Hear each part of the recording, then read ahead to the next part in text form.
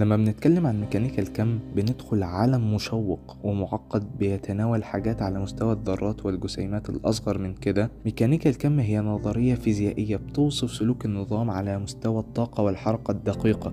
وعلى الرغم من إن احنا ممكن نفهم العالم من حوالينا بناء على ميكانيكا الكلاسيكية، بس ميكانيكا الكم بتدينا نظرة أعمق وأكثر تعقيدا عن طريقة عمل الكون.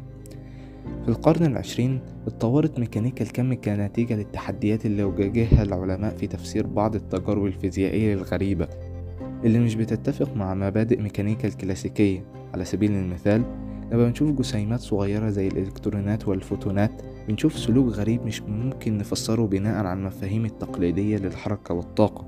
وهنا جه دور ميكانيكا الكم عشان تقدم إطار نظري يساعدنا نفهم السلوك الغريب ده. في ميكانيكا الكم بيتم تمثيل الأشياء على شكل اسمه الدوال الموجية.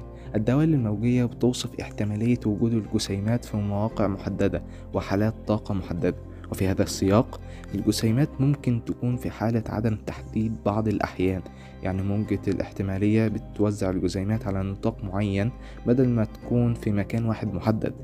واحدة من المفاهيم المهمة في ميكانيكا الكم هي مبدأ عدم التحديد، اللي بيقول إنه مستحيل نحدد مكان وحالة طاقة الجسيمات بالتحديد في نفس الوقت.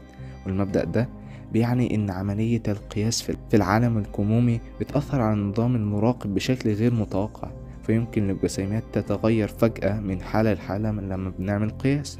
بالإضافة لكده، النظام الكمومي بيتوصف بمعادلة مشهورة اسمها معادلة شرودنجر، وتقريبا الاسم أنا قلته غلط. المعادلة دي بتدي طريقة لحساب الدوال الموجية وتوقعات النظام الكمومي مع مرور الوقت. بفضل حل المعادلة اللي مش هقول اسمها تاني، من فهم وتفسير العديد من الظواهر الكمومية مثل التداخل والانحطاط الكمومي والانتقال بين الحالات.